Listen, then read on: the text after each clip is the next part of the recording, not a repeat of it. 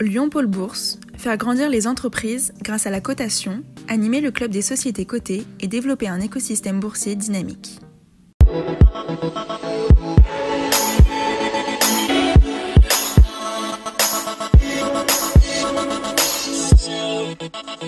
Bonjour et bienvenue dans Bourse et Valeurs, le rendez-vous hebdomadaire des entreprises régionales cotées à retrouver sur lyondécideur.com et les réseaux sociaux. À retenir cette semaine, les résultats semestriels de Prismaflex International, l'entreprise de Haute-Ivoire dans les monts du Lyonnais spécialisée dans la communication en grand format. Prismaflex enregistre un joli rebond d'activité avec un chiffre d'affaires en croissance de 26% entre avril et septembre à 23 millions d'euros et renoue avec un résultat équilibré et surtout Prismaflex bénéficie d'un carnet de commandes très important à 14 700 000 euros, le plus élevé depuis 2017. En bourse, Prismaflex cote 9,48 € en hausse de 46,3% par rapport au 1er janvier 2021. En hausse de 50,4% en un an et en repli de 11,8% en 5 ans. Voilà, et on retrouve à présent notre invité Jean Ferrier, directeur général adjoint du groupe ABO. Bonjour. Bonjour. Merci d'être avec nous. ABO, société byzantine et lyonnaise aussi, spécialisée dans les équipements de sport et de loisirs et une société très tournée à l'international. Tout à fait. Soit à peu près les 3/4 de notre activité en dehors de France, un groupe majoritairement européen encore, mais une activité également aux États-Unis et en Asie. Voilà. Alors quand on dit équipement de sport et de loisirs, si on détaille un petit peu. Nous sommes organisés en 3 divisions. La plus grosse division est la division sport qui vend des équipements de gymnastique essentiellement et de basketball. Ensuite, une division dans le sportainment et l'escalade, avec des murs d'escalade et des parcs de trampolines essentiellement. 20% de notre activité, en partie aux États-Unis. Et enfin, la division historique, aménagement de vestiaires, qui représente 20% de notre activité en France, Allemagne et Angleterre. Voilà, alors vous venez de publier vous aussi vos résultats semestriels, comme Prismaflex qu'on évoquait juste avant. Belle croissance d'activité, plus 14% à pratiquement 122 millions d'euros. Si on détaille là aussi par grand secteur. 96 millions d'euros sur les 6 mois. C'est notre chiffre d'affaires. Pour rappeler, nous avions connu une baisse de notre activité l'année dernière de 26% pendant l'ensemble de la crise. Donc nous avons effectivement bien repris. C'est tiré par les divisions sport et vestiaires qui sont très dynamiques. En particulier un mois de septembre 2021 qui est le plus fort depuis janvier 2020, donc depuis l'avant-crise. Et peut-être ce qu'il faut évoquer, c'est la prise de commande est encore plus forte puisqu'on est à plus 26% de croissance sur la prise de commande à 104 millions d'euros. Voilà. Et puis alors les mesures que vous aviez prises en 2020 de performance ont joué à plein, on peut le dire. Alors c'était véritablement l'enjeu de ce premier semestre. Nous avions lors de l'exercice précédent mis en place un plan de performance en réaction à la crise Covid. Ce plan visait à baisser notre point mort de 20%. C'est ce que nous avons réalisé. Et l'enjeu de la reprise, c'était de réussir à continuer de bénéficier des effets de ce plan, de les pérenniser et donc d'accompagner la reprise tout en ne gâchant pas les efforts réalisés précédemment. Nous y sommes arrivés puisque l'EBITDA progresse de 53% en valeur. Belle croissance de la rentabilité aussi. Donc. Oui, tout à fait. L'EBITDA progresse de 55% en valeur à 12,8 millions d'euros et il représente surtout 13,4% maintenant de notre chiffre d'affaires, donc une progression de plus de 3 points de la rentabilité. Voilà, et puis on essaye de se projeter un peu sur la suite de l'exercice. Comment ça se présente ?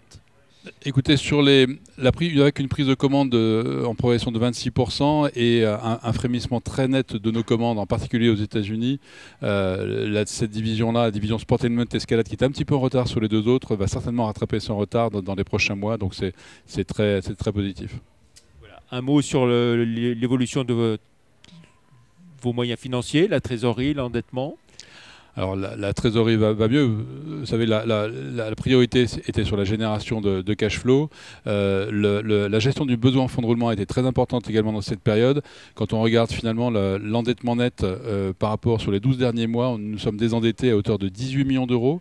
Et aujourd'hui, il nous reste une trésorerie positive de 73 millions d'euros. Donc c'est de bon augure pour la suite également.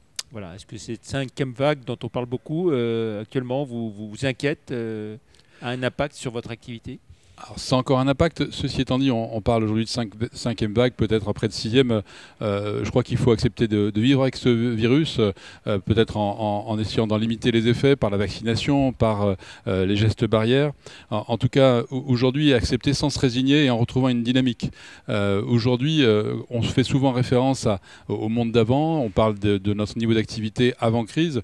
Pour nous, c'est un objectif de passage. Et nous avons des ambitions bien au-delà de retrouver. Nous pensons que le monde d'avant ne reviendra jamais, il faut maintenant se projeter. Voilà. On va évoquer quand même une petite acquisition que vous avez faite, hein. On n'en a pas parlé, mais... Nous avons effectivement réalisé l'acquisition de la société Eurogym en Belgique. Eurogym est un distributeur de notre marque Gymnova depuis plus de 25 ans, qui vend les 2/3 de son chiffre d'affaires avec notre marque Gymnova. Donc c'est une acquisition qui est importante, non significative en termes financiers, mais qui est, je pense, un bon indice du redémarrage de l'activité d'acquisition qui, je le rappelle, est une des composantes essentielles de la croissance du groupe, puisque sur les 20 dernières années, nous avons réalisé plus d'une vingtaine d'acquisitions. Voilà, et puis on va dire un mot aussi de votre implication forte dans la RSE, avec un projet important. Oui, nous venons de créer lors du dernier conseil d'administration un comité sur la responsabilité sociale et environnementale. Alors, ce sujet n'est pas nouveau pour ABO, puisque nous avons déjà des axes de développement importants. Juste pour les illustrer, il y a 3 axes globalement, qui est d'une part de contribuer au bien-être, au développement et à la santé des individus par la pratique sportive, par le loisir sportif. Il y a également un point qui est de créer une valeur ajoutée durable par un comportement exemplaire. Nous fabriquons 90% de ce que nous vendons, donc nous avons une responsabilité sur des processus importants. Et le dernier point, c'est de réduire le plus possible l'impact environnemental de nos activités sur l'ensemble de la chaîne de valeur. Donc ce comité, qui va être une émanation du conseil d'administration, va veiller et examiner à la lumière de la stratégie du groupe que toutes les actions menées par ABO sont correctes en matière de responsabilité sociale et environnementale. Voilà, on va rappeler, ABO, c'est une entreprise de combien de personnes et qui est présente dans combien de pays dans le monde? Aujourd'hui, nous sommes à peu près 1400 personnes, présents dans 12 pays, principalement en Europe, mais de plus en plus en Amérique du Nord et en Asie également. Très bien, merci beaucoup Jean Ferrier. Pour finir, on regarde votre parcours en bourse, hein, à présent, au moment où on enregistre cette émission, 15,10 €, soit une progression d'un peu plus de 24% par rapport au 1er janvier, de 53% en un an, et un repli en revanche de 32,2% en 5 ans. Merci beaucoup, donc confiant pour l'ensemble de l'exercice 2021-2022. Tout à fait, et rendez-vous l'année prochaine. Et merci beaucoup Jean Ferrier, très bonne fête de fin d'année. Plus d'informations sur ABO sur les sites live.euronext.com et zonebourse.com. Excellent week-end, à la semaine prochaine. Nous accueillerons Franck Fischer d'ADEUNIS, le PDG d'ADEUNIS. Merci, au revoir.